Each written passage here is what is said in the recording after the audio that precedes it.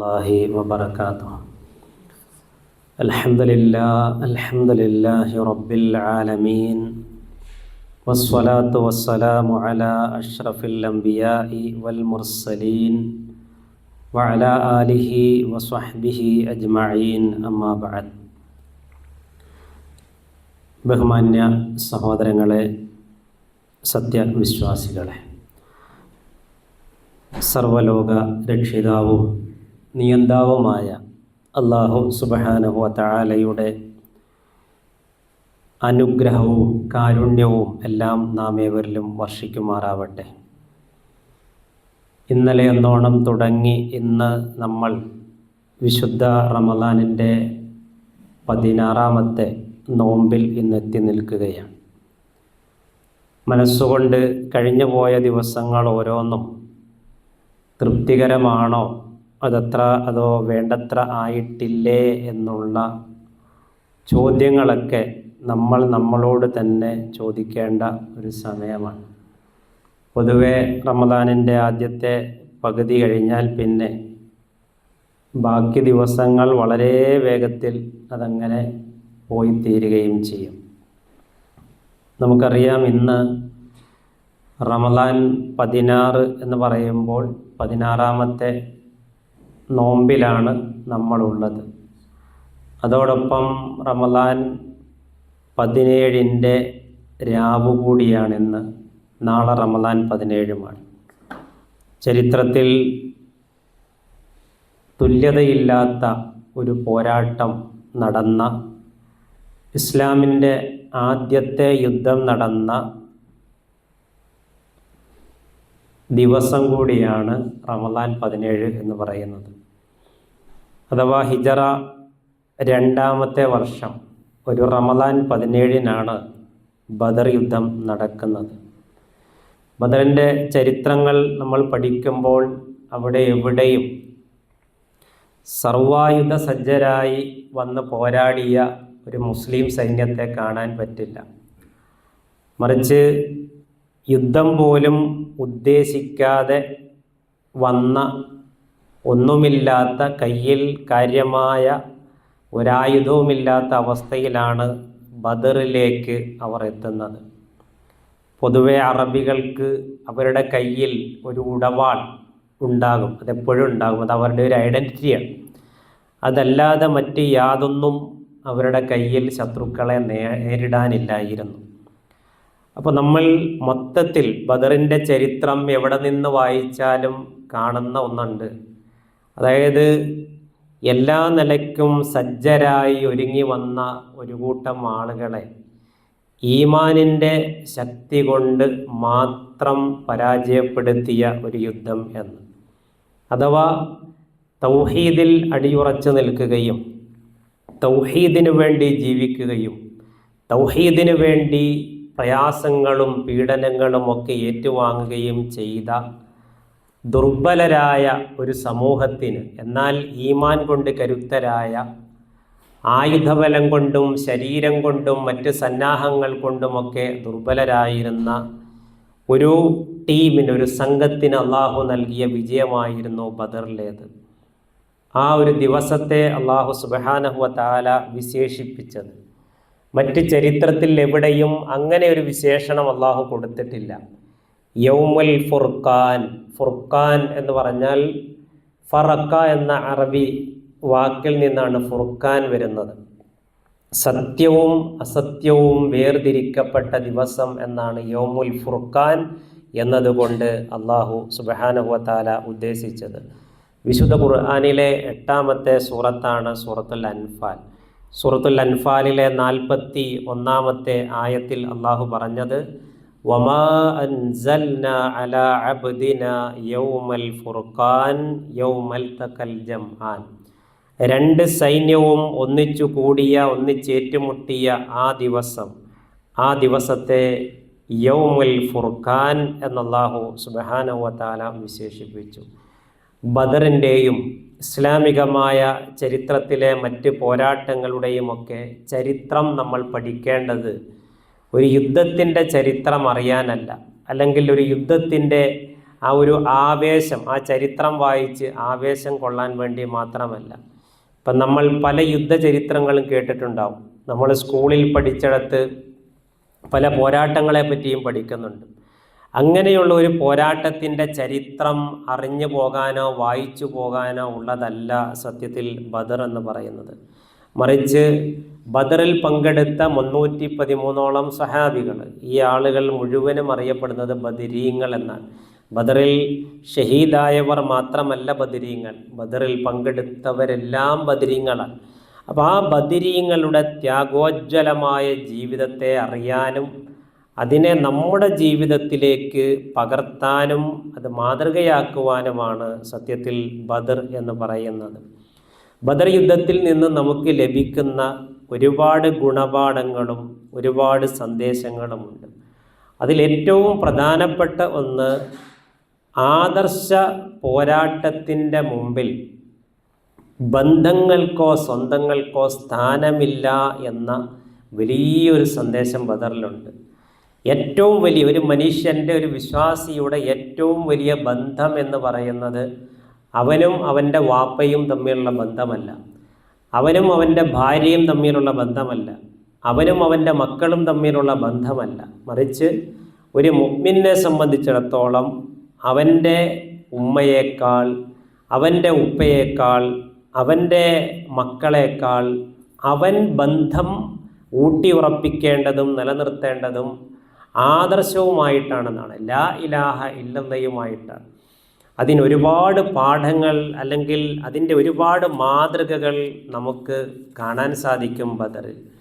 അപ്പോൾ ആളുകളുടെ ഇഷ്ടത്തിന് വേണ്ടി അല്ലെങ്കിൽ ആളുകളുടെ ഇഷ്ടങ്ങൾക്ക് വേണ്ടി അള്ളാഹുവിൻ്റെ ഇഷ്ടത്തെ ഒരു നിലയ്ക്കും ബലി കഴിക്കാൻ തയ്യാറായവരല്ല ബദരീങ്ങൾ.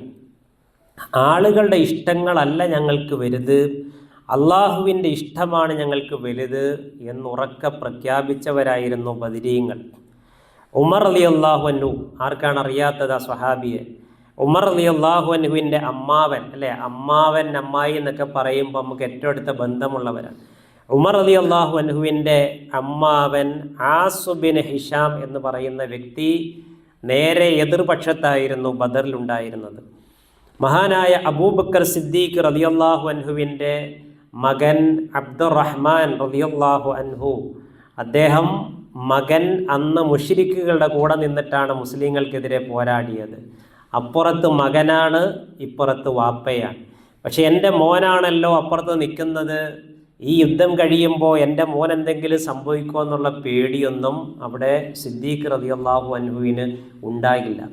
അള്ളാഹുവിൻ്റെ തൗഫീഖിനാൽ പിന്നീട് ഇസ്ലാം സ്വീകരിച്ച് അബ്ദുറഹ്മാൻ അഥവാ ആയിഷ ബീവി റളിയല്ലാഹു അൻഹയുടെ ആങ്ങള അബ്ദുറഹ്മാൻ, അദ്ദേഹം സ്വഹാബിയായി തീർന്നത് നമുക്ക് കാണാൻ സാധിക്കും. അതേപോലെ തന്നെ പല സ്വഹാബികളെയും അവരുടെ ഏറ്റവും പ്രിയപ്പെട്ടവർ, അവരുടെ വാപ്പ, അവരുടെ സഹോദരൻ, അങ്ങനെ തുടങ്ങി ഏറ്റവും പ്രിയപ്പെട്ട പലരും ബദറിൽ അപ്പുറത്തായിരുന്നു.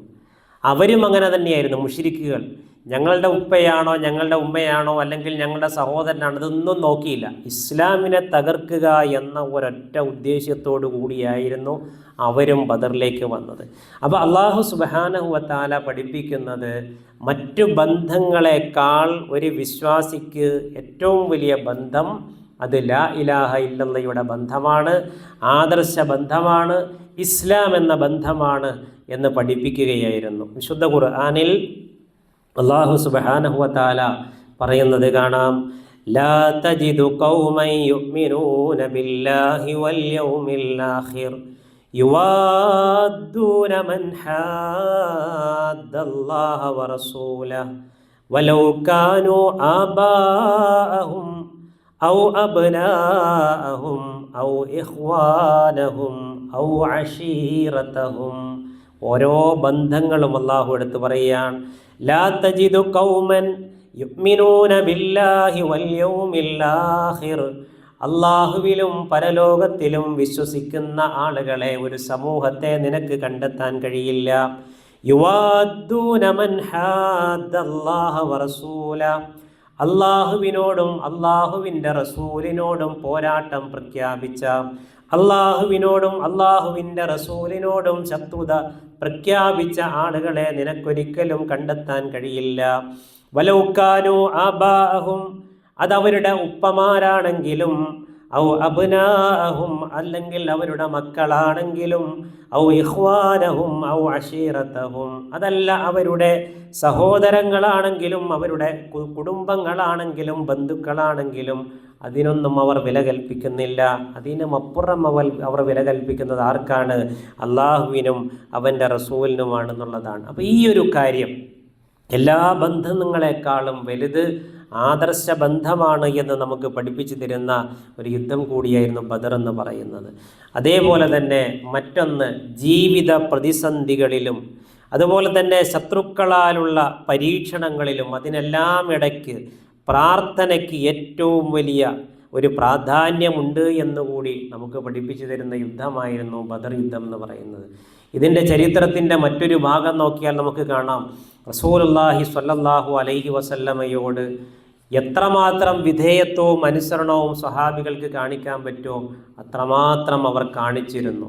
പ്രവാചകൻ സ്വല്ലല്ലാഹു അലൈഹി വസല്ലം മക്കയിലുള്ള ആളുകൾ, അതായത് ഹിജറ വന്നവരെ വിളിച്ചിട്ട് ചോദിക്കുന്നുണ്ട്, നിങ്ങൾ തയ്യാറല്ലേ എന്നോടൊപ്പം നിലകൊള്ളാൻ? അൻസ്വാറുകളെ വിളിച്ചിട്ട് നബി സ്വല്ലല്ലാഹു അലൈഹി വസല്ലം ചോദിക്കുന്നുണ്ട്, നിങ്ങൾ തയ്യാറല്ലേ എൻ്റെ കൂടെ എൻ്റെ പിന്നിൽ അണിനിരക്കാൻ? അപ്പോൾ അവർ പറയുന്നുണ്ട്, അല്ലയോ പ്രവാചകരെ, മൂസാ നബി അലൈഹിസ്സലാം ബനൂ ഇസ്രായേലിയരോട് പറഞ്ഞു, വാ ഫലസ്തീനിലേക്ക് നമുക്ക് പോകാം, എന്നിട്ട് അവിടെയുള്ള ആളുകളെ നമുക്ക് പരാജയപ്പെടുത്തണം, ശത്രുക്കളെ നമുക്ക് പരാജയപ്പെടുത്തണം, വാ പുറപ്പെടുക എന്ന് പറഞ്ഞപ്പോൾ അവർ എന്തു പറഞ്ഞു? മൂസാ, ഞങ്ങളിവിടെ ഇരിക്കാം, കാത്തിരിക്കാം, നീയും നിൻ്റെ റബ്ബും പോയി യുദ്ധം ചെയ്യ്, വിജയിച്ചു കഴിഞ്ഞാൽ അറിയിക്ക്, ഞങ്ങൾ വരാം, പങ്കെടുക്കാം എന്ന് മുമ്പോട്ട് ചേർന്ന് അത് പറയുമായിരുന്നവർക്ക് സൗകര്യമാണല്ലോ. അപ്പോൾ നീയും നിൻ്റെ റബ്ബും കൂടെ പോയി, അത്രയും അനുസരണക്കേടിൻ്റെ അഹങ്കാരത്തിൻ്റെ വാക്കാണ് മൂസാ നബി അലൈഹിസ്സലാമിനോട് ഇസ്രായേലിയർ പറഞ്ഞത്. നീയും നിൻ്റെ റബ്ബും പോയി യുദ്ധം ചെയ്യ്, ജയിച്ചാൽ ഞങ്ങളെ അറിയിക്കുക, ഞങ്ങൾ വരാമെന്നാണ് പറഞ്ഞത്. അപ്പോൾ റസൂലുള്ളാഹി സ്വല്ലല്ലാഹു അലൈഹി വസല്ലമിനോട് ആ സ്വഹാബത്ത് പറയാണ്, റസൂലുള്ളാഹിയുടെ അനുചരന്മാർ പറയുകയാണ്, നബിയെ, മൂസാ നബി അലൈഹിസ്സലാമിനോട് ഇസ്രായേലിയർ പറഞ്ഞ വാക്കുണ്ടല്ലോ, അതൊരിക്കലും ഞങ്ങൾ നിങ്ങളോട് പറയില്ല. ഏതും മലമടക്കുകൾ താണ്ടിക്കടന്ന് വന്നങ്ങയോടൊപ്പം പോരാടണമെന്ന് പറഞ്ഞാലും അതിന് ഞങ്ങൾ റെഡിയാണ് നബിയേ എന്ന് പറഞ്ഞു. എല്ലാവിധ സപ്പോർട്ടും യുദ്ധത്തിന് മുമ്പ് അവർ പ്രഖ്യാപിച്ചു. അങ്ങനെ ഒറ്റക്കെട്ടായിട്ടാണ് മുസ്ലിങ്ങൾ ശത്രുക്കളെ നേരിടുന്നത്. വിശുദ്ധ ഖുർആനിലൊരായത്തുണ്ട്, നിങ്ങൾ ഛിന്ന ഭിന്നമായി പോയി കഴിഞ്ഞാൽ, നിങ്ങൾ കക്ഷികളായി, യാതൊരു കാരണവുമില്ല, അത് അന്യായമായി നിങ്ങൾ കക്ഷികളായി തിരിഞ്ഞു പോയി കഴിഞ്ഞാൽ നിങ്ങളുടെ കാറ്റ് പോകും, നിങ്ങളെ ആരും വിലവെക്കുകയില്ല എന്ന് വിശുദ്ധ ഖുർആൻ പറയുന്നുണ്ട്. നിങ്ങൾ അള്ളാഹുവിൻ്റെ പാശത്തെ മുറുകെ പിടിച്ച് നിൽക്കണം. അള്ളാഹുവിൻ്റെ പാശം എന്ന് പറഞ്ഞാൽ എന്താ? ഇസ്ലാമാണ്, ലാ ഇലാഹ ഇല്ലല്ലയാണ്. ആ ലാ ഇലാഹ ഇല്ലല്ല വിട്ടൊരു കളിക്ക് നിങ്ങൾ നിൽക്കരുത് എന്ന് വിശുദ്ധ ഖുർആൻ പറയുന്നുണ്ട്. ആ ലാ ഇലാഹ ഇല്ലല്ല എന്ന പിടിക്കയറിൽ ഉറച്ചു നിന്നുകൊണ്ടാണ് ആര് പോരാടാൻ തയ്യാറായത്? മുസ്ലിങ്ങൾ പോരാടാൻ തയ്യാറായത് മുശ്രിക്കുകൾക്കെതിരെ. ആ യുദ്ധത്തിന് പുറപ്പെടുന്ന സമയത്ത് അബൂലഹബും ടീമും കഅബയുടെ അരികിൽ നിന്ന് പ്രാർത്ഥിച്ചിട്ട്, ലോകത്താദ്യമായി അള്ളാഹുവിനെ മാത്രം ആരാധിക്കാൻ വേണ്ടിയിട്ട് പടുത്തുയർത്തിയ ഭവനം അല്ലേ, ആദം നബി അലൈഹിസ്സലാം ആണല്ലോ ആദ്യമായി കഅബ പടുത്തുയർത്തിയത്. പിന്നെ അതിൻ്റെ പുനരുദ്ധാരണങ്ങളാണ് പിന്നീട് ഇബ്രാഹിം നബി അലൈഹിസ്സലാമിൻ്റെ കാലത്തും പിന്നീടുള്ള കാലത്തും ഒക്കെ ഇങ്ങനെ നടന്നു വന്നുകൊണ്ടിരുന്നത്. ആ കഅബയുടെ അടുത്ത് നിന്നിട്ടാണ് അബൂജഹലും കൂട്ടരും പ്രാർത്ഥിച്ചത്. ഹക്കിൻ്റെ പാർട്ടിയെ അള്ളാഹ് നീ സഹായിക്കണമെന്ന് പ്രാർത്ഥിച്ചിട്ടാണ് അവരും പുറപ്പെട്ടത്. നോക്കണം, അവരും പുറപ്പെട്ടത്. പക്ഷെ അള്ളാഹുവിൻ്റെ സഹായം അവർക്കുണ്ടായില്ല എന്ന് നമ്മൾ മനസ്സിലാക്കണം. അവർക്കിടയിൽ പല അഭിപ്രായങ്ങളുണ്ടായിരുന്നു, നമ്മൾ പോണോ വേണ്ടേ എന്നൊക്കെയുള്ള അല്ലേ.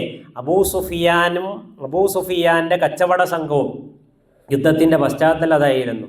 അബൂ സുഫിയാൻ്റെ നേതൃത്വത്തിലുള്ള കച്ചവട സംഘവും ബദർ വഴി പാസ് ചെയ്തു പോകുന്നു. അവരെ തടഞ്ഞില്ലെങ്കിൽ ആ മുതൽ മുഴുവൻ, ആ ലാഭം മുഴുവൻ നമ്മളെ നശിപ്പിക്കാൻ അവർ ഉപയോഗിക്കുമെന്നുള്ള ഉറപ്പാണ്.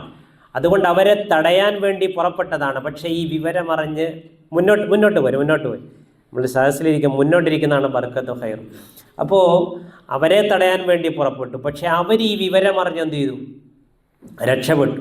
അപ്പോൾ അവിടെ എത്തിയപ്പോൾ അബൂ സുഫിയാനും കൂട്ടരും പറയുന്നുണ്ട്, നമ്മൾ രക്ഷപ്പെട്ടല്ലോ, ഇനി നമ്മൾ പോകണം, അല്ല പോകണം. ഇങ്ങനെ രണ്ട് അഭിപ്രായങ്ങൾ വന്നു. അവിടെ നിന്നാണ് ബദറിലേക്ക് പുറപ്പെടുന്നത്.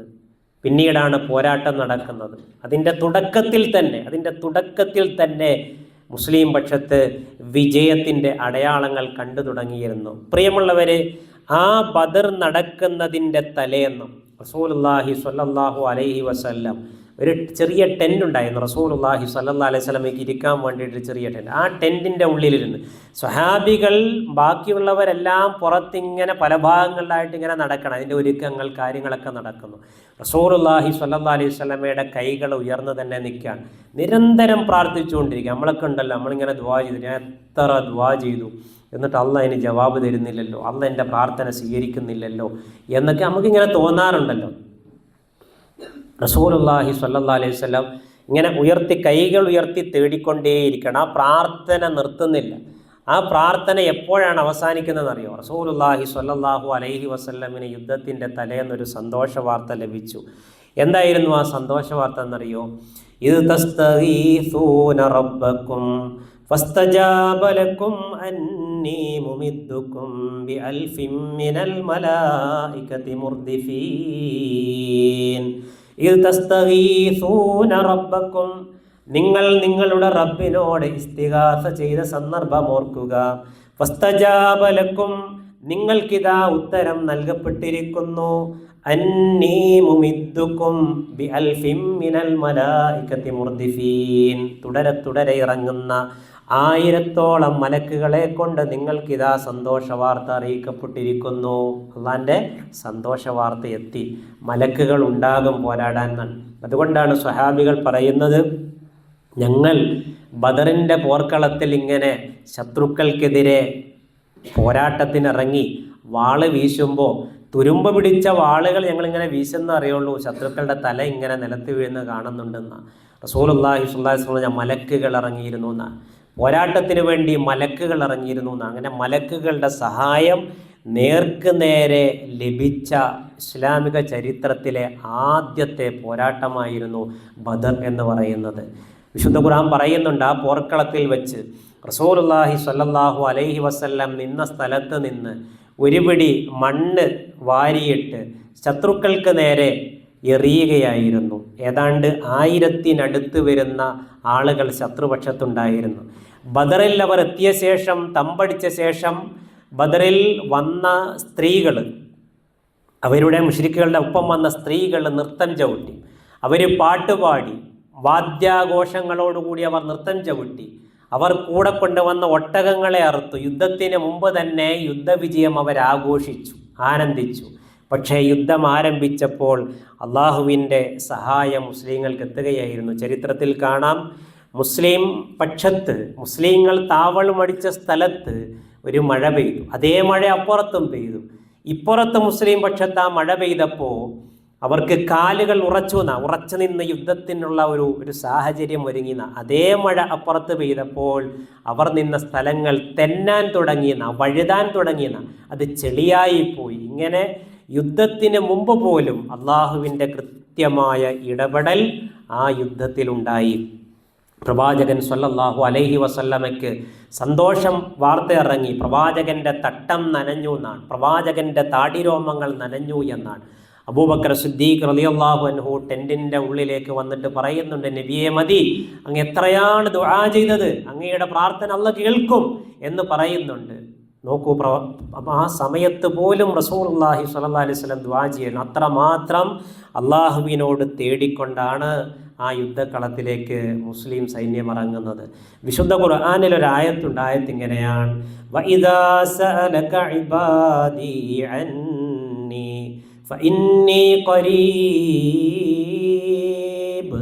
ഉജീബു ദഅവതദ് ദാഇ ഇദാ ദഅാൻ ഫൽയസ്തജീബൂ ലീ വൽയുഅ്മിനൂ ബി ലഅല്ലഹും യർഷുദൂൻ. വഇദാ സഅലക ഇബാദി അന്നി, എൻ്റെ ദാസന്മാർ എന്നെ പറ്റി നിന്നോട് ചോദിച്ചാൽ നബിയെ നീ പറയണം ഫഇന്നീ ഖരീബ്, നിങ്ങളുടെ അടുത്ത് തന്നെ ഞാനുണ്ട്. ഉജീബു ദഅവത്ത ദാഇ ഇദാ ദഅൻ, എന്നോട് ആരെങ്കിലും വിളിച്ച് ദുആ ചെയ്താൽ, എന്നോട് തേടിയാൽ അവൻ്റെ വിളിക്ക് ഞാൻ ഉത്തരം ചെയ്യുന്നതാണ്. കണ്ടോ, അല്ലാഹു പറയാൻ എന്നെ വിളിച്ച് തേടിയാൽ അവൻ്റെ വിളിക്ക് ഞാൻ ഉത്തരം കൊടുക്കും. അതിൻ്റെ ഇടയിൽ ഒരാൾ ആവശ്യമില്ല. അള്ളാഹുവിനോട് നേരിട്ട് ചോദിച്ചാൽ മതി. എന്ത് നമുക്ക് പറയാം, നമുക്ക് പറയാൻ പറ്റാത്ത ഒന്നുമില്ല. നമ്മളിപ്പോൾ ചില സമയത്ത് ഇപ്പം ഇവിടെ ഇപ്പം നമ്മൾ ഈ സദസ്സിലിരിക്കുമ്പോൾ നിങ്ങളോട് സംശയം ചോദിക്കാൻ പറഞ്ഞാൽ ഒരുപക്ഷെ ഞാനിപ്പോൾ ചോദിച്ച ആ സംശയം അതൊരു സംശയം ആയിരിക്കുമോ, അതിപ്പം വലിയൊരു സംശയം നമ്മളിങ്ങനെ തോന്നും. അതുപോലെ തന്നെ എന്തെങ്കിലും ഒരു കാര്യം അതിപ്പോൾ എനിക്ക് ചോദിക്കാൻ പറ്റുമോ അവിടെ, ഇങ്ങനെ അള്ളാഹിനോടുള്ള ചോദ്യത്തിൽ അങ്ങനെയൊന്നുമില്ല. അള്ളാഹുവിനോട് നമുക്ക് ഹലാലായ കാര്യം എന്തും ചോദിക്കാം. അതിനിടയിൽ പിന്നെ ഒരു ഇടയാളൻ്റെ ആവശ്യമില്ല. ഒരു ഇടയാളം വരുമ്പോൾ അവിടെ അള്ളാഹുവുമായിട്ടുള്ള അകൽച്ച കൂടുകയാണ്. ഇവിടെ നമുക്ക് എന്തെങ്കിലും ഒരു കാര്യം നടക്കണമെന്നുണ്ടെങ്കിൽ ഇവിടെ വാസ്തവ വേണം, റെക്കമെൻഡ് വേണം, അല്ലെ, ശുപാർശ വേണം. ഒരു സീറ്റ് വേണമെന്നുണ്ടെങ്കിൽ മോനൊരു സീറ്റ് വേണമെന്നുണ്ടെങ്കിൽ ശുപാർശക്കത്തായിട്ട് പോകും, എങ്കിലേ കാര്യം നടക്കുള്ളൂ. പക്ഷെ അള്ളാഹിൻ്റെ വിഷയത്തിൽ അത് ആവശ്യമില്ല. അള്ളാഹ്ക്ക് നമ്മൾ വേറൊരാൾ വന്നിട്ട് അള്ളാഹ്ക്ക് പരിചയപ്പെടുത്തി കൊടുക്കേണ്ട ആവശ്യമില്ല. അള്ളാഹ്ക്ക് നമ്മളെ നല്ലപോലെ അറിയാം. അതുകൊണ്ടാണ് അള്ളാഹു സുബ്ഹാനഹു വ തആല പറഞ്ഞത്, എൻ്റെ ദാസന്മാർ എന്നെപ്പറ്റി ചോദിക്കുന്നുവെങ്കിൽ നബിയെ പറയ്, ഞാൻ അവരുടെ സമീപസ്ഥനാണ്, എന്തും എന്നോട് ചോദിച്ചോളൂ. ആരും അതിൽ നിരാശപ്പെടേണ്ടതില്ല, മടി കാണിക്കേണ്ടതില്ല. മഹാനായ അയ്യൂബ് നബി അലൈഹിസ്സലാം ഒരേ കിടപ്പിൽ ശരീരം മുഴുവൻ വ്രണം ബാധിച്ച് കിടന്നിട്ട് 14 വർഷം അള്ളാഹിനോട് ദുആ ചെയ്തിട്ടാണ് അള്ളാഹു ജവാബ് കൊടുത്തത്. ഇബ്രാഹിം നബി അലൈഹിസ്സലാം കല്യാണം കഴിഞ്ഞ് മക്കളുണ്ടാകാഞ്ഞിട്ട് ഏതാണ്ട് 90-96 വയസ്സെത്തിയിട്ടാണ് അള്ളാഹു ഒരു കുട്ടിയെ തരണേ എന്ന് പ്രാർത്ഥിച്ചിട്ട് അള്ളാഹു ജവാബ് കൊടുത്ത സമയത്താണ്. ആരാണ്? ഖലീലുല്ലാഹി ഇബ്രാഹിം നബി അലൈഹിസ്സലാമിന് ജവാബ് കൊടുത്തത്. പക്ഷെ ആ നബിമാരൊന്നും നിരാശരായില്ല എന്നുള്ളതാണ്. നിരാശരായില്ല. അതാണ് നമ്മൾ മനസ്സിലാക്കേണ്ടത്. അള്ളാഹു അതിനുള്ള സംവിധാനങ്ങൾ ചെയ്തു, ജവാബ് കൊടുത്തു, ഉത്തരം കൊടുത്തു, അതിൽ പൂർണ്ണ തൃപ്തരായിരുന്നു. അയ്യൂബ് നബി അലൈഹിസ്സലാം പറഞ്ഞില്ല അള്ളാഹ് ദുആ ചെയ്തിട്ട് ഞാൻ നിരാശനായി പോയി കേട്ടോ, ഇത്രയാന്ന് പറഞ്ഞാൽ ദുആ ചെയ്യാം. സക്കരിയ നബി അലൈഹിസ്സലാം പറഞ്ഞില്ല. അതാണ് നമ്മൾ മനസ്സിലാക്കേണ്ടത്. അള്ളാഹിനോട് ദുആ ചെയ്താൽ അള്ളാഹു ഒരിക്കലും കൈവിടുകയില്ല, തള്ളിക്കളയില്ല. നമ്മളൊരു കാര്യം ചോദിച്ചാൽ ചിലപ്പോൾ ചോദിക്കുന്ന വിഷയം കിട്ടണമെന്നില്ല. ഒരുപക്ഷെ നമ്മുടെ ജീവിതത്തിൽ വരാനിരിക്കുന്ന വേറൊരു വിപത്തായിരിക്കും, അള്ളാഹു അത് മുഖാന്തരം മാറ്റിക്കളയാം, അല്ലേ? ഒരു കുഞ്ഞ് കത്തി വെച്ചാൽ ഉമ്മ എടുത്ത് കൊടുക്കൂലല്ലോ. എന്തേ കാരണം? ആ കുഞ്ഞിന് അപ്പം കൊടുക്കാൻ പറ്റുന്ന പ്രായമല്ല, അത് അപകടം ഉണ്ടാക്കും. എന്നതുപോലെ നമ്മൾ ചില ഹൈറുകൾ അള്ളാഹിനോട് ചോദിക്കുമ്പോൾ അള്ളാഹ് കണക്കാക്കിയ ഒരു സമയമുണ്ട്, അത് കൊടുക്കാനുള്ള നേരമായിട്ടില്ല. അതുപോലെയാണ് ഇപ്പോൾ പ്രിയമുള്ളവരെ, നമ്മുടെ ജീവിതത്തിലുള്ള എന്ത് കാര്യങ്ങളും അള്ളാഹുവിനോട് നമുക്ക് തേടാം. അത് അള്ളാഹിനോട് മാത്രമായിരിക്കണം ആ തേട്ടം വേണ്ടത്. ബദറിൻ്റെ ചരിത്രം നമ്മൾ പഠിക്കുമ്പോൾ പ്രിയമുള്ളവരെ, എവിടെയും അള്ളാഹുവിനോടല്ലാത്ത ഒരു തേട്ടം നമുക്ക് കാണാൻ സാധിക്കില്ല. ബദറിൻ്റെ ചരിത്രത്തിലും ബദരീങ്ങളുടെ ചരിത്രത്തിലും എവിടെയും അള്ളാഹു അല്ലാത്തവരോടുള്ള ഒരു തേട്ടം നമുക്ക് കാണാൻ സാധിക്കുകയില്ല. ബദറിൻ്റെ ചരിത്രം മനസ്സറിഞ്ഞ് പഠിക്കുന്നവർക്ക് ലഭിക്കുന്നതും അത് തന്നെയാണ്. നമ്മുടെ തേട്ടങ്ങളും നമ്മുടെ ചോദ്യങ്ങളും നമ്മുടെ പ്രാർത്ഥനകളും എല്ലാം ഏകനായ റബ്ബിനോട് മാത്രമാകണം എന്നുള്ള ആ ഒരു സന്ദേശമാണ് നമുക്ക് ബദറിൽ നിന്ന് കിട്ടുന്നതും. പക്ഷേ ഏറെ ഖേദകരമെന്ന് പറയട്ടെ സഹോദരങ്ങളെ, നമ്മൾ ഇന്ന് കാണുന്നത് എന്താണ്? ആ ബദരീങ്ങൾ നമുക്ക് പകർന്നു നൽകിയ ഒരു സന്ദേശം ഉണ്ടല്ലോ, ലാ ഇലാഹ ഇല്ലല്ലാഹുടെ സന്ദേശം. റസൂലുള്ളാഹി സ്വല്ലല്ലാഹു അലൈഹി വസല്ലം പ്രാർത്ഥിച്ച പ്രാർത്ഥനയിലുണ്ട്, അല്ലാഹുവേ ഈ കൊച്ചു സംഘത്തെ എങ്ങാനും നീ നശിപ്പിച്ച് കളഞ്ഞാൽ പിന്നെ ഇവിടെ നിന്നെ മാത്രം ആരാധിക്കുന്ന ഒരു കൂട്ടരുണ്ടാവില്ല. നിന്നെ മാത്രം ആരാധിക്കുന്ന ആളുകൾ അവരാരാണ്? അള്ളാഹിനോടും തേടും, ലാത്തയോടും തേടും, അള്ളാഹിനോടും ചോദിക്കും, ഇബ്രാഹിം നബി അലൈഹി സ്വലാമിനോടും തേടും. കാരണം അവർക്ക് ഇബ്രാഹിം നബി അലൈഹി സ്വലാമും ഇസ്മായിൽ നബി അലൈഹി സ്വലാമും ഒക്കെ വേണ്ടപ്പെട്ടവരാണ്. അവരുടെ വിഗ്രഹങ്ങൾ വരെ കഅബയിൽ അന്നുണ്ട്. അപ്പോൾ പ്രിയമുള്ളവരെ, അള്ളാഹിനോട് മാത്രം തേടുന്ന ഒരു സംഘത്തിന് അള്ളാഹു കൊടുത്ത വിജയമായിരുന്നു ബദറിലേത്. പക്ഷേ ഇന്ന് നമ്മൾ ആലോചിച്ച് നോക്കി, ഈ റമളാനിൻ്റെ ഇന്ന് 17ാമത്തെ രാവാണ്, നാട്ടിൽ നാളെയാണ്. ഈ ബദർ മാലയും ബദർ മൗലിദൊക്കെ ചൊല്ലുന്ന എത്രയോ ആളുകൾ അതുവരെ ചെയ്ത നന്മകളെല്ലാം പോയി പോവാണ്. എത്രയോ കാലം കഴിഞ്ഞ് ആരോ ഉണ്ടാക്കി വെച്ചതാണ്.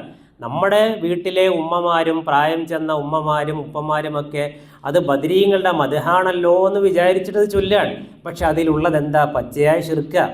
നിങ്ങൾ നോക്കി, ഞാൻ കുറച്ച് വരികൾ നോട്ട് ചെയ്ത് കൊണ്ടുവന്നിട്ടുണ്ട്. അതിലെ ചില വരികൾ ഞാൻ ഓതി പറഞ്ഞുതരാം. അതിലൊന്നാണ്: ഇരവും പകലും ഏതോരോ നേരത്തും എല്ലാ തലത്തിലും ഹാളിറാകുന്നോവർ.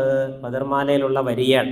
ഇരവും പകലും ഏത് നേരത്തും രാത്രിയാവട്ടെ പകലാവട്ടെ ഏത് സമയത്താണെങ്കിലും നിങ്ങൾ ബദരീങ്ങളെ വിളിച്ചാൽ അവർ ഹാളിറാകും, നിങ്ങളുടെ വിളി കേൾക്കും, നിങ്ങൾക്ക് ഉത്തരം തരും. ആ ഒരു സിഫത്ത് ആർക്കാ ചേരുക? അൽ അലീം, എല്ലാം അറിയുന്നവൻ. അതാരാ? ഇവിടെ ആർക്കെങ്കിലും സംശയമുണ്ടോ അല്ല അല്ലാതെ വേറൊരു പടപ്പുണ്ടെന്ന്? എല്ലാം കാണുന്നവൻ അൽ ബസീർ, അല്ല മാത്രാണ്. അസ്സമീ, എല്ലാം കേൾക്കുന്നവൻ. അൽ ബസീർ, എല്ലാം കാണുന്നവൻ. അൽ അലീം, എല്ലാം അറിയുന്നവൻ. അത് അള്ളാഹുവിനെ മാത്രം വകവെച്ച് കൊടുക്കേണ്ടതാണ്. അത് വേറൊരു ശക്തിക്ക് അറിയും എന്ന് നമ്മൾ വിശ്വസിച്ചാൽ അത് ശിർക്കായി മാറും.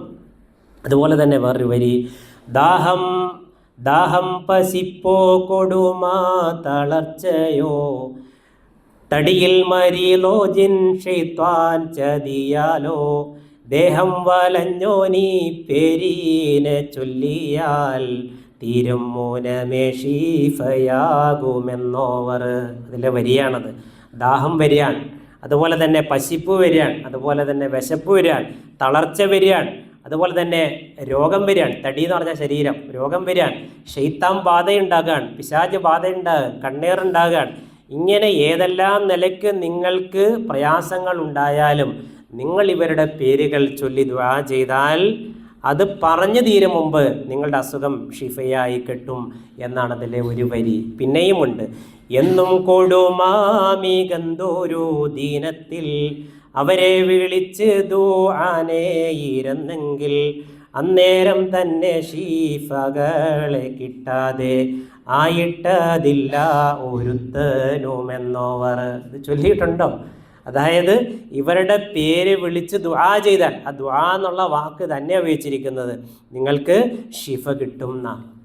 ഞാൻ ഓരോന്നും പറയാണ് പ്രിയമുള്ളവരെ. നിങ്ങൾക്കറിയില്ലേ ഇബ്രാഹിം നബി അലൈഹിസ്സലാം? ഇബ്രാഹിം നബി അലൈഹിസ്സലാം സൂര്യനെ ആരാധിക്കുന്ന, ചന്ദ്രനെ ആരാധിക്കുന്ന, നക്ഷത്രങ്ങളെ ആരാധിക്കുന്ന ഒരു ജനത. ആ ജനതയോട് പറയുകയാണ്, ഇറാഖിലെ ജനതയോട് പറയാണ്: കൂട്ടരെ, ചന്ദ്രനെ ആരാധിക്കരുത്, സൂര്യനെ ആരാധിക്കരുത്, നക്ഷത്രങ്ങളെ ആരാധിക്കരുത്. അതിനൊക്കെ വിളിച്ച് തേടിയിരുന്ന ആളുകളായിരുന്നു. അവരൊക്കെ ആരാധനാ വിഷയത്തിൽ എൻ്റെ ശത്രുക്കളാണ്. സൂര്യൻ ശത്രുവാണ്, ചന്ദ്രൻ ശത്രുവാണെന്നുള്ളതല്ല, ആരാധനാ വിഷയത്തിൽ അവരെ ആരാധിക്കുന്നതിന് ഞാനെതിരാണ്.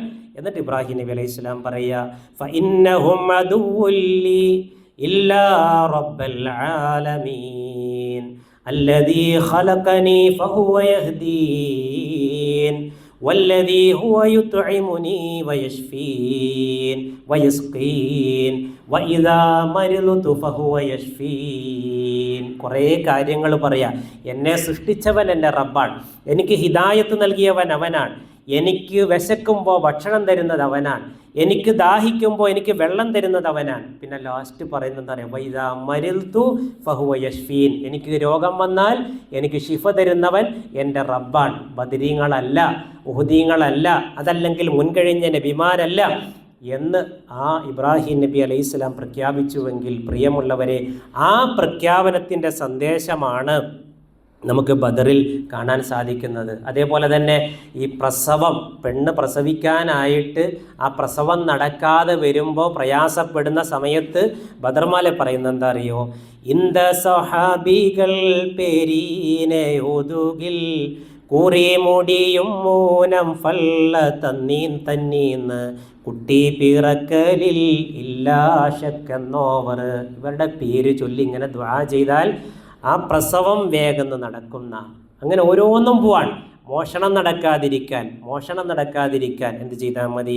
ഇതിനെ പുരയില്ലെഴുതി കരുതുകിൽ ഇടമാകയില്ല കളവീനയതെന്നോവർ. ഇവരുടെ പേരുകൾ 313 പേരുടെ പേരുകൾ എഴുതിയിട്ട് അത് തവക്കുൽ ചെയ്യുക. അവരുടെ പേരിൽ നിങ്ങൾ തവക്കുൽ ചെയ്താൽ പിന്നെ ആ വീട്ടിൽ കളവ് വരില്ല. ബദർ മൗലിദുണ്ട്, അതിൽ 10 കഥകളാണ് പറയുന്നത്. അതിൽ ഒന്നാമത്തെ കഥയിൽ പറയുന്നത് എന്താണെന്ന് വെച്ച് കഴിഞ്ഞാൽ, ഒരു മനുഷ്യൻ ഹജ്ജിന് പോകാൻ, അയാളും അയാളുടെ ഭാര്യയും തീരുമാനിച്ചിട്ട് ഹജ്ജിന് പോകുന്ന സമയത്ത് അവരുടെ പേരുകൾ എഴുതി ഒരു പാത്രത്തിലിട്ട് മൂടി അതൊരു സൈഡിൽ വെച്ചു എന്നാണ്. തിരിച്ചു വന്നപ്പോൾ ഒരു പ്രശ്നം ഉണ്ടായില്ല. ഒരു കൊള്ള സംഘം ആ വീട് കൊള്ള ചെയ്യാൻ വന്നിട്ട് പറ്റാണ്ട് തിരിച്ചുപോയി. ഇയാൾ തിരിച്ചു വന്നപ്പോൾ ചോദിക്കുകയാണ്, നിങ്ങൾ എന്ത് പണിയെടുത്തിട്ടാണ് തിരിച്ച് നിങ്ങൾ ഹജ്ജിന് പോയെന്ന് ചോദിച്ചപ്പം അയാൾ പറഞ്ഞ ബദരീങ്ങളുടെ പേരെഴുതി ഞാൻ അവരിൽ തവക്കുൽ ചെയ്തിട്ട് പോയാന്നാ.